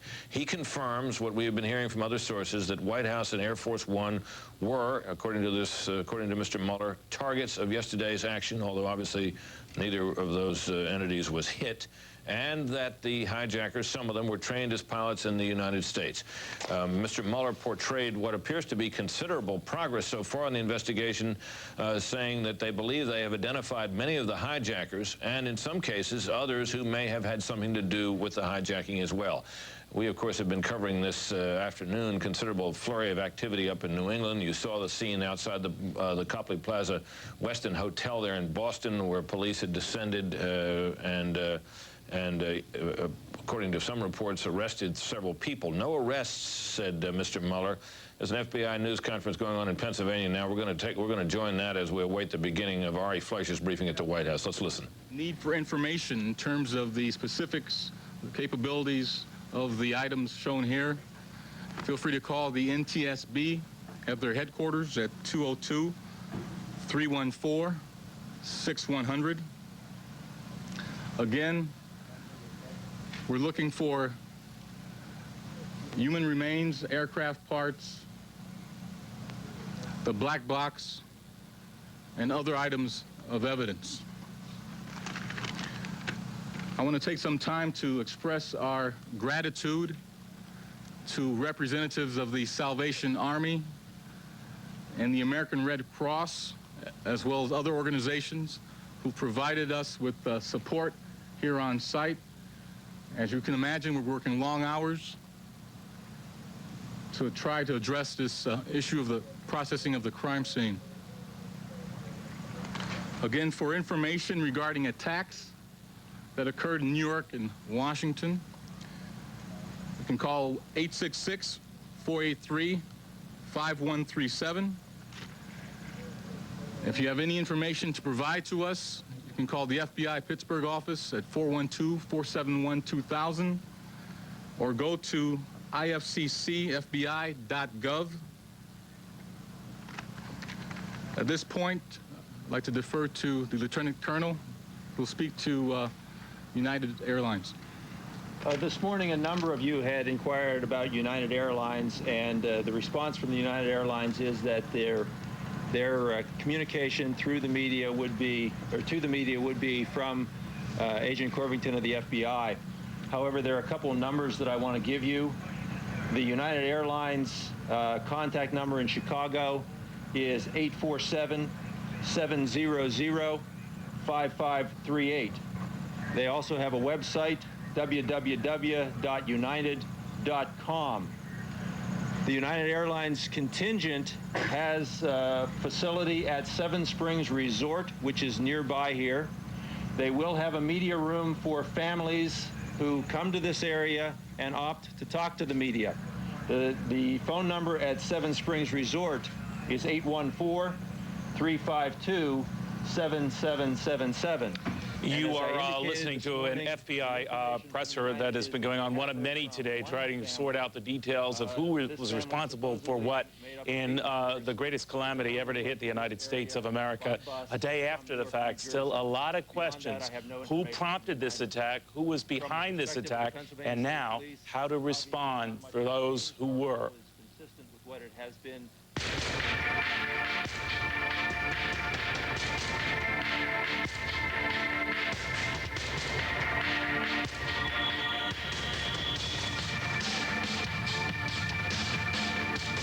Welcome back, everybody. Neil Cavuto here as we continue another hour trying to ascertain exactly what happened yesterday and who is responsible for it. You've been going back and forth to a number of press conferences as we plan to continue to do that right now. We are also awaiting a press conference from White House Press Secretary Ari Fleischer. We're also expected to hear from some NTSB officials, even though they have essentially bowed out of this as far as their responsibility now. This is a criminal investigation looking into the 4 hijacked planes that were behind yesterday's calamity at both the Pentagon, of course, in Pittsburgh, and, of course, no doubt at the 2 World Trade Center towers. So we're going to be waiting on all of those developments. Meanwhile, I want to go to David Lee Miller. He has some of the latest at the sort of epicenter of all of this. David. Neil, authorities at this hour are in a race against the clock to get to the survivors trapped under the rubble that was once the World Trade Center. Now, we have some videotape recorded just a short time ago at the scene. This is a home videotape, and it is the most recent video that will show you exactly what is taking place only a few blocks from where I am now standing. So far, 9 survivors have been pulled from the rubble. Thousands, though, are feared missing, presumed dead. The most miraculous story to date, a Port Authority cop named John McLaughlin. He was on the 82nd floor of one of the towers when the building collapsed. He says he rode the debris to the ground, and incredibly, he only suffered 2 broken legs. Now, 6 New York City firefighters have also been found alive, but unfortunately, these type of stories are really far and few between. Right now, as many as 259 cops, firemen, and uniformed personnel, EMS workers, those who were first on the scene, are still reported to be missing. One rescue worker told us that in the last few hours, they pulled 15 bodies from the wreckage, and that they have located other bodies as well, but it is simply too difficult to get to them. It is too dangerous at this point to remove some of the bodies bodies that are trapped at the World Trade Center. And to give you some idea how difficult and grisly that this type of undertaking is, they have brought to the scene cranes, heavy equipment, tractors, all types of equipment. They have welders on the scene who are actually cutting into the steel girders of the World Trade Center to try and dismantle the structure. Then by hand, the workers are actually removing the debris from the scene, hand by hand, taking what was left of the World Trade Center, placing the debris in trucks, those dump trucks, if you will, then making their way up Church Street, where we are now standing, and then they're taking the debris to 59th Street, where there is a dump. The FBI has a special staging area where they are going through the evidence. We have some breaking news now, Neil, so I'm going to toss it back to you. All right, David, thank you very much. David Lee Miller. Now on to Ari Fleisch at the White House. These are phone calls to leaders around the world to rally an international coalition to combat terrorism. He has spoken today with Prime Minister Blair, with Prime Minister Chrétien, with President Chirac, with Chancellor Schroeder, with President Jiang of China, and twice with President Putin. The President will continue to reach out to leaders throughout the world to develop this coalition, to send a message that the United States and the world stand united, all the freedom-loving countries and others, to fight terrorism. The President is also gratified by the action taken today by the North Atlantic Treaty Organization, NATO, in which they invoked Article 5, saying that an attack on one NATO nation is an attack on all NATO nations. The President is also gratified by the United Nations Security Council resolution that passed today condemning this attack and saying that it was a threat to international peace and security. Finally, as the President has said in his remarks this morning, freedom and democracy are under attack. The American people need to know that we are facing a different enemy than we have ever faced, with the President's words. In this case, we have specific and credible information that the White House and Air Force One were also intended targets of these attacks. As the President also said in his remarks, this battle will take time and resolve, and make no mistake, we will prevail. I'm happy to take questions. In terms of this specific threat that you talk about against the White House and Air Force One, we have heard from administration officials that the plane that went into the Pentagon may have originally been targeted at the White House. What can you tell us about that? John, we have real and credible information that the airplane that landed at the Pentagon was originally intended to hit the White House. Can you tell us about the nature of that evidence? No, of course I cannot. Any questions relating to how we have obtained any of this information, sources and methods, I will of course not answer. Why it changed course, why it went to the Pentagon and not the White House? We really do not know the answer to that, but we are aware of what we have. Why did Vice President Cheney remain in the building? The Vice President was removed to a secure area at the White House. And we were told he was working out of the Situation Room in Condoleezza Rice. The Vice President worked out of several locations, and the White House has sufficient secure locations in events such as this. And this follows a regular plan that the White House has in case of any such incidents. Campbell? Reports, though, that the plane flew over the Pentagon and passed over the U.S. Capitol. If the White House was indeed a target, there have been military sources who say I've not heard that report. I've not heard that report. Are you threat against Air Force One? Kelly? All right, then do you have credible information that the plane that crashed in Pennsylvania was intended for Air Force One? Do not have any information about that, about that plane. If Air Force One happened to be a target, isn't it true that when the President went to Louisiana, at that point, once he took off from Louisiana, there were no flights in U.S. airspace? No, at that moment, there were still reports of airplanes that had not yet been identified as to the whereabouts. That's another reason that the White House and the President operated in the secure manner that they did. At that moment, when the President had left Florida and was on his way to a base that no one knew where the President was heading to, there were still reports of planes that had not yet been brought onto the ground per the FAA's order. But I can follow up, though, but when Air Force One left Louisiana and headed to Nebraska, I believe at that time there were no U.S. planes or any planes still in U.S. airspace. So then why did the President go to Nebraska and not back here to the White House? Because the information that we had was real and credible about Air Force One, and the manner in which Air Force One operated maintained the security of Air Force One at all times, and that also is one of the reasons why Air Force One did not come back to Andrews, where some people may have thought it would. If we can make the connection here, that would suggest, Ari, then that the threat against Air Force One came in the form of another aircraft? No, I'm not indicating what form it came in, John.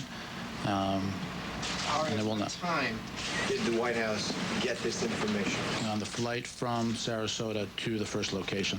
So did the evacuation of the White House come as a result of that information?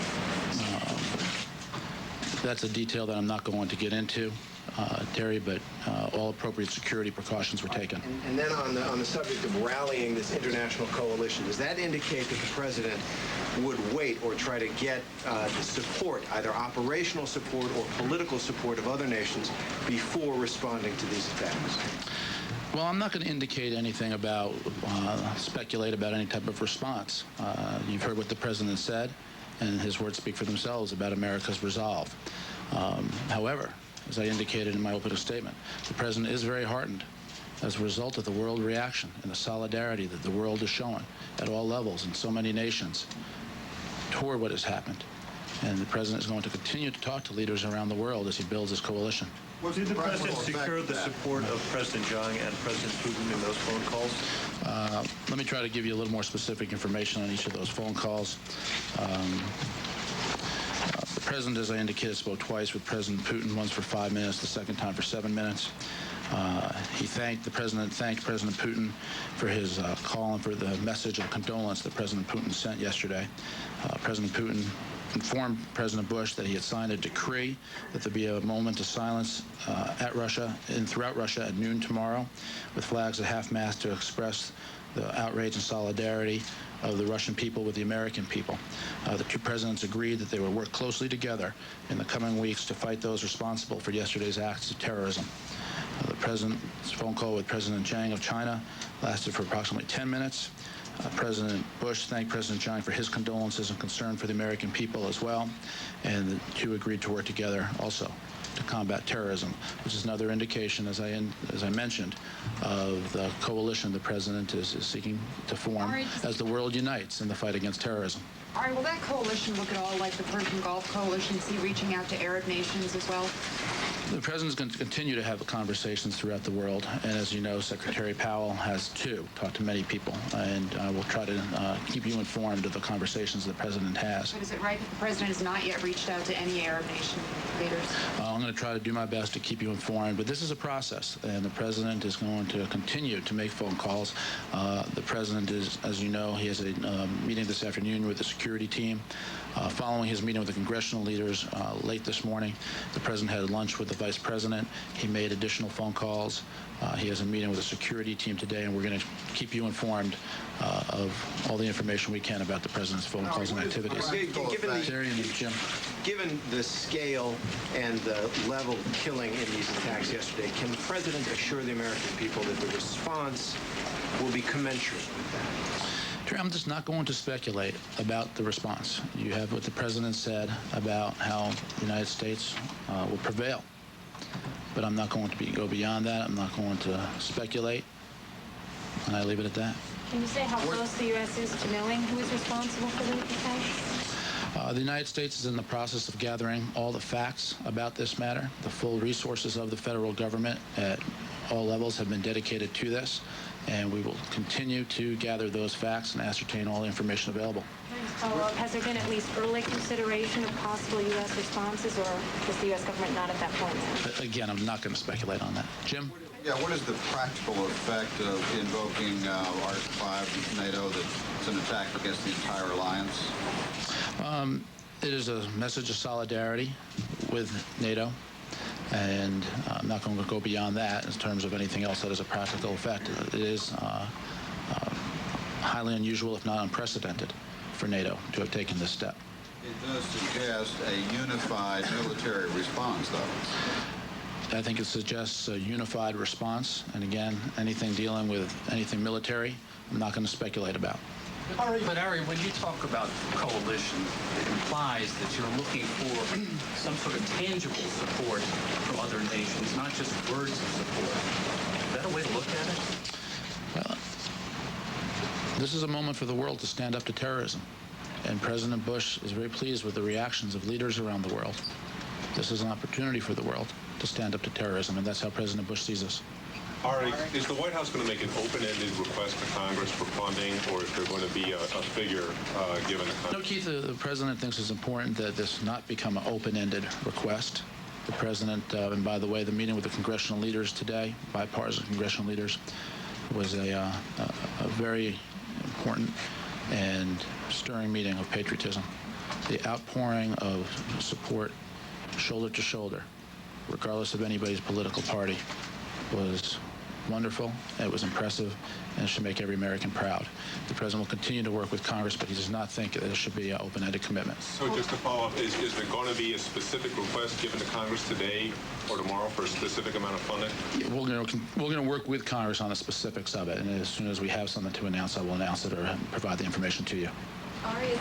Given NATO's decision today and the kind words from so many, or supportive words from so many foreign leaders, does the President feel that at this point he has the international support he needs if he decides to strike, if he decides to strike? Again, I understand that you're trying to determine what may or may not come next, but it is just an area that I'm not going to speculate about, and I'm sure you can appreciate the reason why.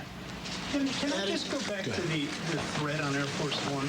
I mean, at the time the 4 planes were hijacked, the President was in Florida.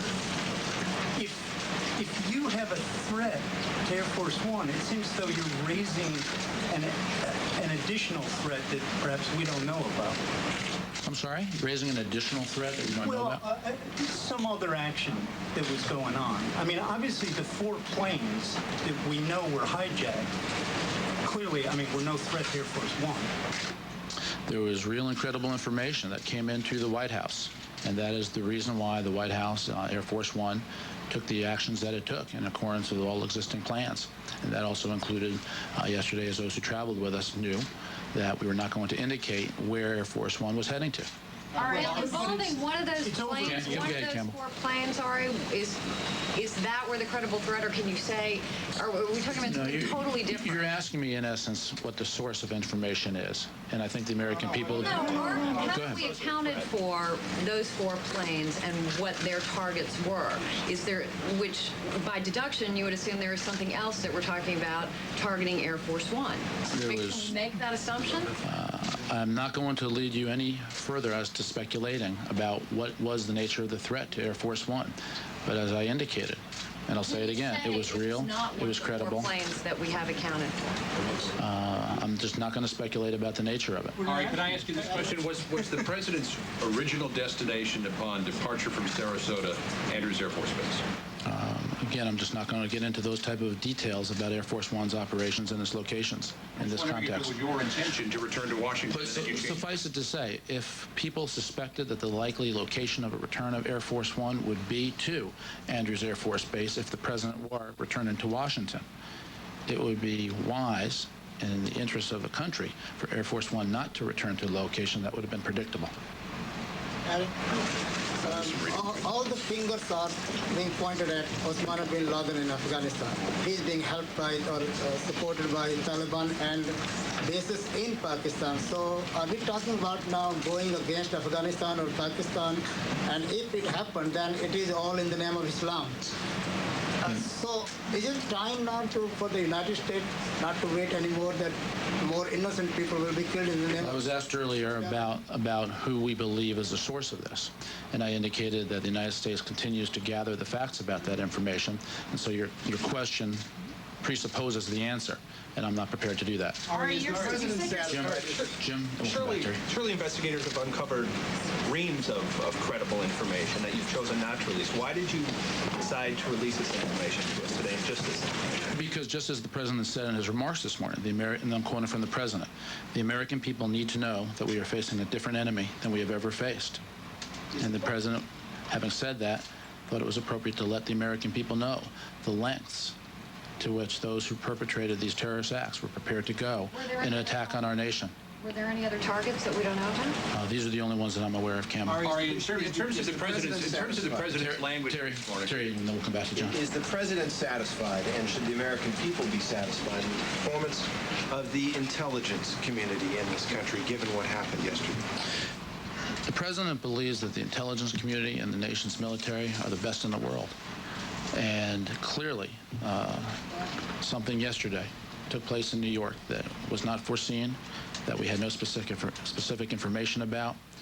But the president's focus right now is on helping those who have the families of those who have lost their lives and those who are suffering in this tragedy, and then on taking whatever the appropriate next steps should be.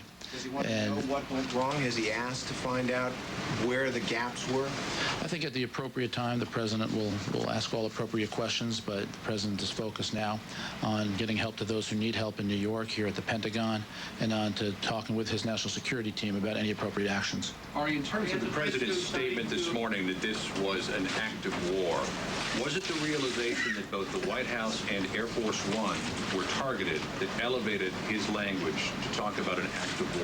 Was it a threat against the head of this country that elevated it to that level? John, I think that the actions against the soil of the United States are what led the president to say that this was an act of war against the United States. But why not use the word war last night in his televised address to the nation? What changed overnight to ratchet up that rhetoric? I think that you're just going to continue to hear the president speak out on a regular basis, and the president will share his thoughts with you as his thoughts develop as a result of the conversations he has with his security team, and as he thinks this matter through in his mind and shares information with the public. How much money are you talking about in this spending request? You know, are we correct to assume it's in the billions of dollars? That's a correct assumption. And again, once we have specific information, more specific than that, I will get it to you. But the president made it clear that there should not be an open-ended commitment. We'll have, as soon as the information is better developed in our conversation with the Congress, I'm going to do my best to provide it to you in specificity. Go ahead. What are you hearing from the President's Financial Working Group about a possible timetable to reopen the markets? And how important is that to not only investors in this country, but to the global economy? Well, first of all, on the first part of your question, the Security and Exchange Commission as well as Department of Treasury are looking at that matter, and so I'm going to leave that answer up to them. But obviously, as the president said today, that the federal government and all our agencies are conducting business, but it's not business as usual. So the president is cognizant of the fact that it's important to get as much back online as quickly as is possible, and all the agencies of the government are tasked with doing so. All right, given the president's language today, is there any discussion here of asking Congress for a declaration of war? You know, again, as the president said, there were acts of war that were carried out against our country, and the president will continue to work with Congress on any appropriate measures at the appropriate time. But, you know, this is also a different situation from situations our nation has faced in the past, and the president is cognizant of that. You know, as the president indicated, in this case, as we ascertain information, we are dealing, at least at this point, with nameless, faceless people. And it is a different type of war than it was, say, when you knew the capital of the country that attacked you. So we will continue to work with the Congress on appropriate language at the appropriate time. Just trying to understand your answer. Given what you said, since it is unclear who has done this, or officially unclear who has done this at this point, is it less likely that there will be a request for a declaration of war? No, I didn't indicate one way or another. I said that the president will continue to work with Congress on appropriate language at the appropriate time. Not ruling it out. I've answered the question. Are you planning a major expansion of the Sky Marshals program? Jim, that's a question that you need to talk to the Department of Transportation about. They'll be addressing all issues dealing with airline safety. Go ahead, Elizabeth. What is the president's mood right now, his state of mind? How's he continuing through the day? You know, I gave you some indication about the meeting with members of Congress, and I really have to say that it was a striking meeting in that the leaders of our nation, in the Congress, regardless of party, and in the White House, are resolute and are shoulder to shoulder, and that is the president's mood.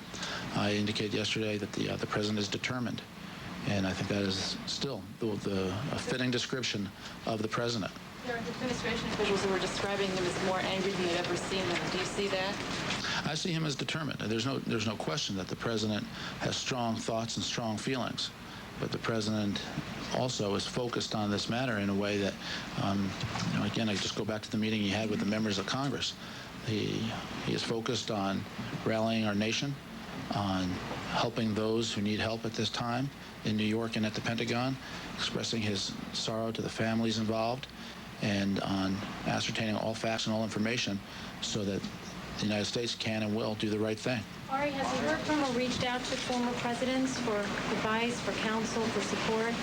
I don't have any information, Kelly, about any former presidents that he's talked to beyond what I indicated yesterday. As the meeting with the leaders of Congress today, does the president come out of that thinking he has carte blanche in response, et cetera? No, the president does not think that. The president is going to continue to consult. The president is going to continue to lead. But the president understands that at all times it's important to work with Congress, but it's particularly important now to consult with the Congress. One of the greatest strengths of our country is that we are a constitution-based democracy.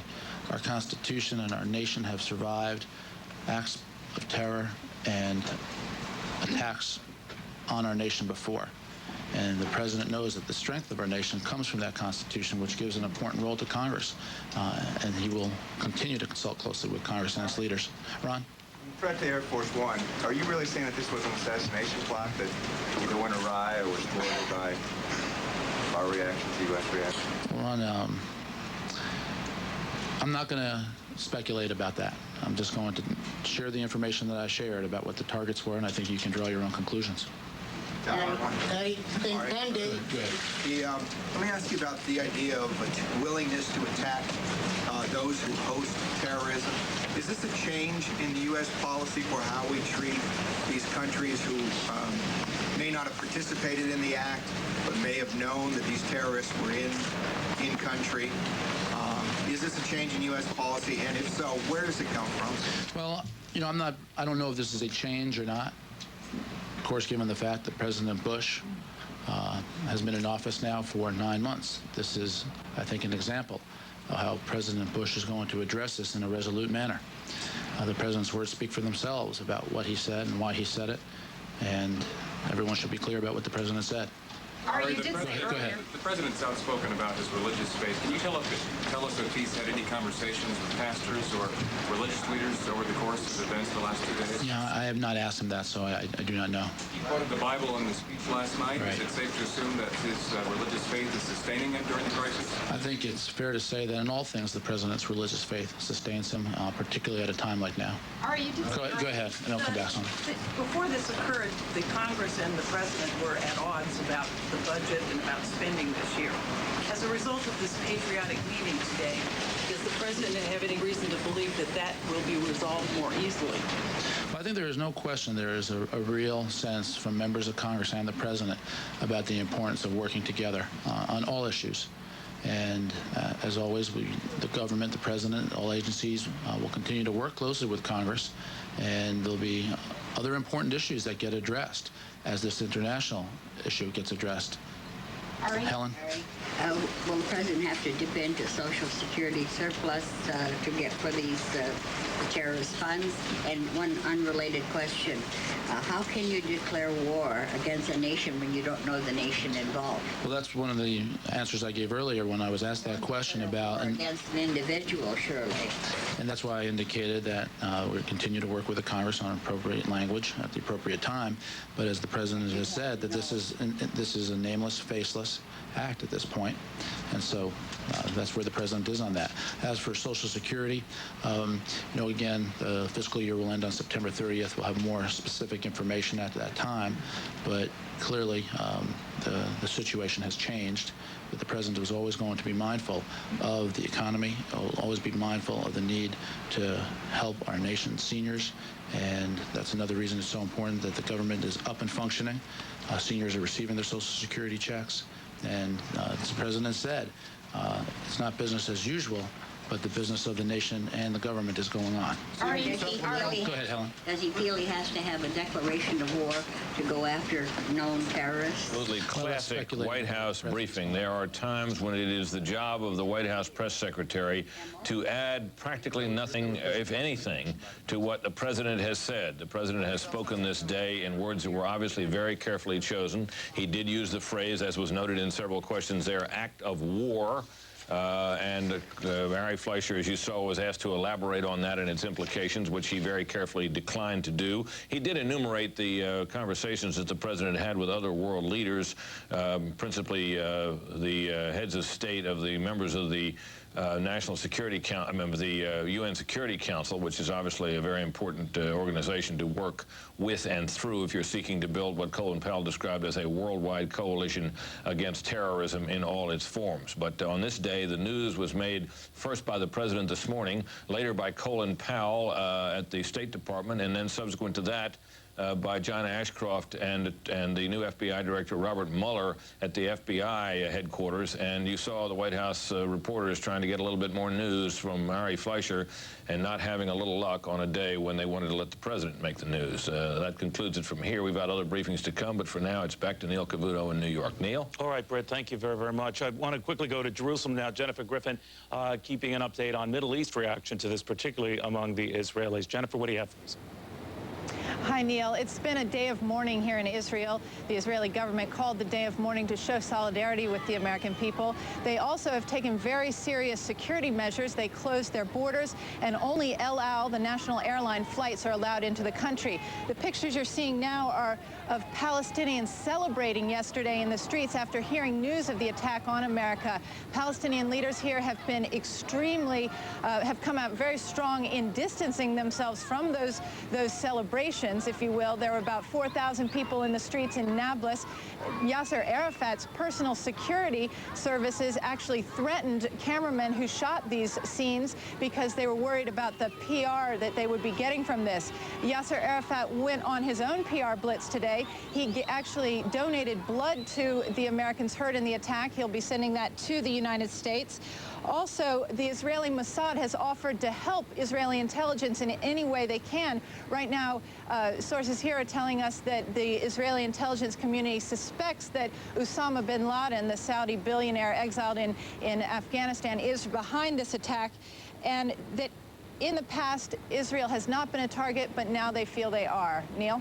All right, Jennifer, thank you very much. Jennifer Griffin reporting live from Jerusalem. We want to very quickly update you on some other developments concerning the financial markets. As you heard Ari Fleischer in the press briefing here, the president is eager to see at least the capitalism return to business as usual, even though it's going to be very tough to do when much of it was occupied in those two towers that went down yesterday. But we are getting indications, at least from the Securities and Exchange Commission, that its preference would be for the markets to go ahead and open tomorrow. Separately, the Chicago Board of Trade is indicating that it will open for business tomorrow. I'm going to take this up with Diane Swank and Terry Keenan in just a second, but in the meantime, I do want to go to Rita Cosby. She's not available? Okay. Then, guys, what I will do is go to Terry Keenan and Diane Swank. First, on the financial information stuff that I've got. Terry, on you first, because Diane, there's a separate little story with you that's just remarkable I want to get into. But, Terry, on this issue that the exchanges could be looking to open, if not tomorrow morning, certainly sometime tomorrow, psychologically, the impact. Psychologically, very important. There is a rule, perhaps an unwritten rule, that the stock market should not be closed for 4 consecutive days. That means that we would need to have an opening on Friday morning. For that reason, the day after Thanksgiving, the market's always open, even though it's unpopular and only for a half day, to give that confidence that we do have the biggest and most liquid markets in the world, and indeed we do. Although there is precedent for 2 days in a row, the markets being closed right after World War II. That was really a celebration. But, of course, this is a different case here. Yeah, this is certainly a different case. So everyone is mobilizing to try to get the markets open. A lot of the firms that were headquartered in the World Trade Center may not know exactly what their positions are and where their books were when those buildings went down. So that, of course, will be a factor as well. But right now, SEC officials, along with major market officials, are meeting in Midtown Manhattan, just a few blocks east of here. They've been meeting all afternoon. They continue to meet at this hour to try to get those financial markets open. In fact, you've been sort of assessing that as we speak, haven't you? Yes, we've continued, to monitor the entire situation. The problem is with Manhattan closed below 14th Street, how do those specialists and those traders on the floor of the New York Stock Exchange, thousands of them, get into the building? And so far today, when I've been calling down there, only the security guards have been in that New York Stock Exchange building. All right, we should try. Terry has indeed put something together on the bigger issue, what happens in Wall Street. Let's take a look. As fear grips a nation still in horror, will that fear also tip the economy into a recession? The question is a valid one. As terror tore apart the twin symbols of American capitalism Tuesday, the economy they represented was already in decline. Unemployment up, the stock market down, and the consumer the only thing holding it all together. With confidence shaken to the core, the economy could be the next casualty. I felt we were in a recession starting early this year, and this, of course, is just going to make it more likely that we're in a recession. If so, it would likely be the first global recession in a generation, a cruel conclusion to the longest economic expansion in U.S. history. Reflecting that possibility, global markets have cratered since the attack. Japan's Nikkei closing below 10,000 for the first time since 1984. What's more, eerie parallels with the Gulf War period a decade ago have begun to emerge. Back then, the outlines of recession were written as the U.S. drew a line in the sand. Now as then, oil prices are on the rise, some airlines and insurers on the brink. And already a corporate casualty, Midway Airlines shutting down and laying off 1,700. There will surely be more to come. But U.S. markets will soon reopen, and the economy will recover. Acts of evil, no match for the most free and fair economy on earth. I don't view this as an attack on the financial markets as I do as an attack on a national landmark. And I think the New York City skyline, which is now forever altered, has been altered by this act. I don't think if it was intended as an attack on the financial markets, in that respect alone, it was a dismal failure. Now, of course, the rebuilding will begin, a perhaps $20 billion effort that should help to buffer the New York economy. Still, billions spent on brick and mortar will not be enough to restore the promise of the new economy so early in this new millennium. All right, Tara, if you can stick around there, because I want to bring in a friend of mine, Diane Swank, the chief economist over at Bank One. Not only is she a savvy reader of the markets, but she came pretty close yesterday to losing her life. She's alive, I'm very happy to say that. But Diane, explain to me, you were at a gathering, a business gathering, right at the World Trade Center. We had our association I was former president of. Alan Greenspan's been president of the National Association for Business Economics, had their annual meeting at a place that I actually chose. I was on the choosing team several years ago, and we went to the World Trade Center at the Marriott and chose that site. So the feeling that I have of guilt and all of this is also extremely personal. We were in the main ballroom, the grand ballroom, where Bob Scott from Morgan Stanley, Dean Witter, was delivering his CEO address to about 250 NABE members, mostly business economists, a lot of the top economists on Wall Street as well.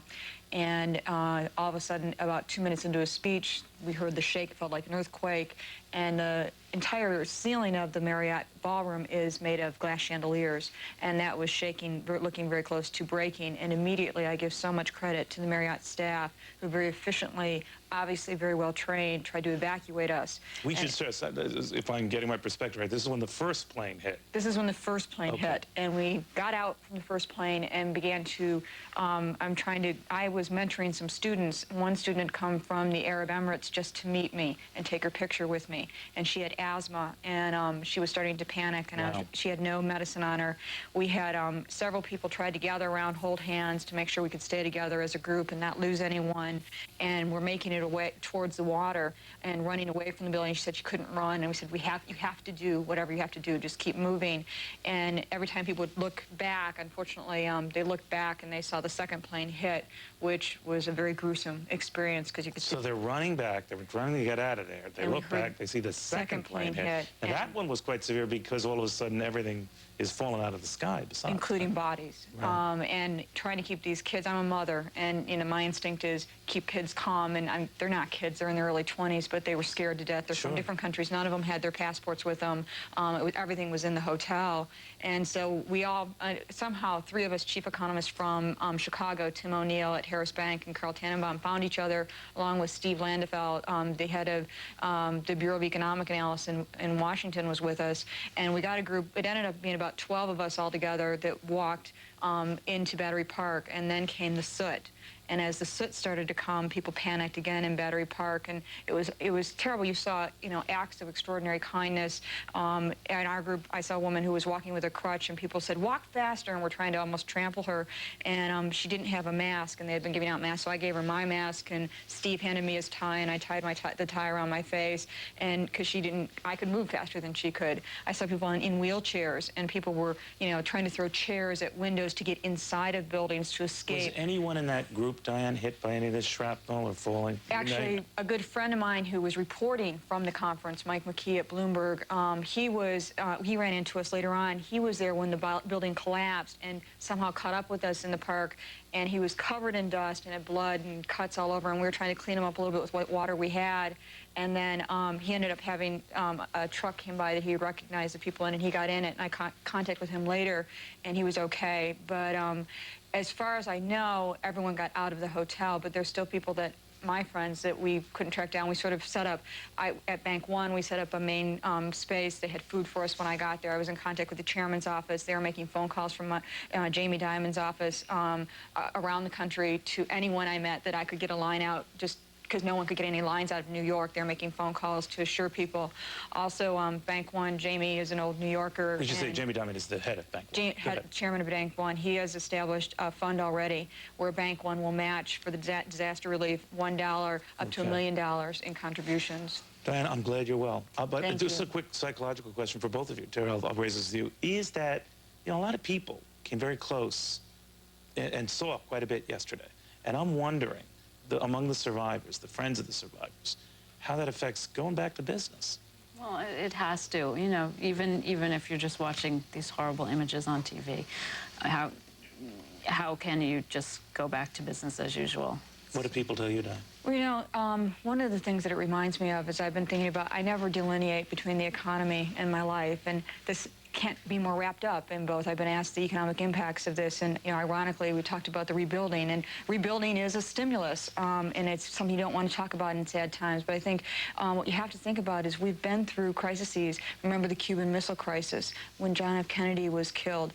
The economy continued, life goes on, the sun comes up the next day, and I think that's the way it's going to be. Diane, we are very glad you're well. Thank you very much. Good seeing you. Diane Swunk, the chief economist of Bank One, of course, our own Terry Keenan. We did get word that not all financial firms were so lucky.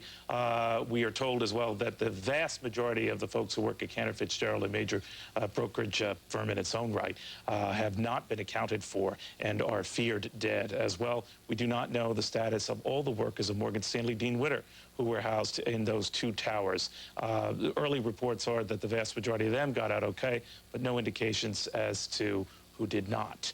And separately, Fred Alger Management, the big mutual fund folks, no indications on their status. So we'll be keeping you posted on this as soon as we get confirmations as to any of that. There is no status in death, obviously, but when big names like these potentially face calamitous losses of life, the financial community does indeed take note. All right, I want to flip across the country now, go to Los Angeles. So Trace Gallagher is at the Los Angeles International Airport. I guess the question, Trace, is when those planes are going to be flying again. I got to tell you, Neil, as the day goes on, the odds dwindle of any airports opening across the country. In fact, LAX holding a briefing right now saying they don't know when LAX will reopen. But the FAA and the Department of Transportation have said they will begin allowing limited flights. Mostly the flights that were diverted yesterday to other airports and, in essence, are stranded. But those flights will not fly until the airports they are flying away from are thoroughly searched and the passengers once again checked in with even tougher security. I got to tell you, here at LAX, it is still a big plane parking lot. 178 planes on the ground. They normally handle about 2,200 flights a day here. So this thing is going to take a while. Even when they do finally lift this ground stoppage, we're talking about 3 to 6 hours before the first flights even take to the air. It could take up to a week to get these things back on schedule. With that in mind, airport authorities across the country are issuing travelers this warning. Travelers should not attempt to come to the airport until an official announcement has been made that the airport has opened, and then should check first with their respective airlines for flight schedules and status. That applies, by the way, to travelers across the country. This will forever change the way we fly. There'll be no more curbside check-in, a lot more security checks. In fact, they'll have random ID checks. The security checkpoints will be stiffer, and no more knives allowed on flights. Previously, that allowed knives up to 4 inches long. Now they're not even going to sell them in the gift shops. And as airport to airport goes, they'll even have some tougher parking standards and parking garage standards. 3 of the 4 hijacked flights We're coming here to Los Angeles. The families of the victims yesterday were all gathered up, taken to local hotels. They were greeted by, of course, grief counselors and clergy. The airlines have offered the families $25,000 initially. That is money to pay for their initial payments. And then, of course, traditionally, the airlines will then take those families at some point in time to the various crash sites so they can then grieve there and hold their memorial services. The last flight that left Los Angeles International Airport was yesterday. It was a 747 Life flight filled with blood and medicine and medical workers bound for New York City. And Los Angeles still has some military flights patrolling the skies. Neil, back to you. Trace, do you know anything about a federal plan to make sure either a member of the military, the Coast Guard, National Guard, is seated on each and every plane that eventually flies in the next couple of days? That would be obviously a Herculean task, but have you heard anything about that? It exactly would be a Herculean task, Neil, but they have talked about the fact of having air marshals again. You know, years ago they had these things. They're talking about having more air marshals in the air. A lot of these different security measures being bandied about. This is the early stages of this. You can bet if you had to get to your flight an hour ahead of time in previous years, even with the security implications put into effect, that now it could be 2.5 hours before you have to be at your flight. That could really drag things out here. The airports are going through all kinds of scenarios to try and improve security. They've not set anything down yet except for the basic guidelines of no knives, of better security, of different parking guidelines. But air marshals are a distinct possibility. You know, we talk about the airline industry, Trace, and it's a big moneymaker for this economy. By some accounts, it accounts for $1 out of $10, in fact, that go into it. So the fear is that if this drags on much longer, this is going to have an economic impact. Are you beginning to notice a lot of folks looking at nothing more than that these days, that this is severe as far as the economy is concerned? And I think it's already having an economic impact. I mean, let's face it, we're talking about this thing is going to be a week before it gets back on schedule. If you wanted to fly somewhere tomorrow, even if the airport's open late tonight or tomorrow morning, if Neil Cavuto wanted to jump on a plane tomorrow afternoon, good luck. They've got people that are stranded, people who have been kicked off and bumped off flights. It's going to take them a couple of days to get back in the swing of things. So we're talking, I mean, when they shut things down for weather alone, Neil, for a major storm, there are major dollar losses. When they shut the whole country down for 2, 3, 4 days, you're talking about incrementally going up to the nth power. All right. Trace, thank you so much. I appreciate it, buddy. Trace Gallagher at the Los Angeles International Airport. All right, we are getting word from Dick Grasso, now the man who runs the New York Stock Exchange, that they do eventually plan to reopen, but any of you who thought that it would happen as soon as tomorrow, think again. Mr. Grasso indicating that he would like to open before the end of the week. If it's not tomorrow, it's got to be Friday. But it doesn't look likely tomorrow. Again, the chairman of the New York Stock Exchange, and he's really the granddaddy of the bunch, the NASDAQ and the Amex essentially tag along with whatever decision the NYSE makes. And they are looking at possibly opening up no later than Monday. But again, there is that rule, as Terry Keenan pointed out, that the stock exchange tries to close no more than 4 consecutive days. So if they did not open this week, they would be disobeying a cardinal rule they've held since there was a New York Stock Exchange. But separately, the Chicago Board of Trade, which trades things like interest rate contracts and bonds and all that arcane gobbledygook, they are planning to open. Now, why is that important? Because a lot of people want to trade in our dollar. They want in response to the attack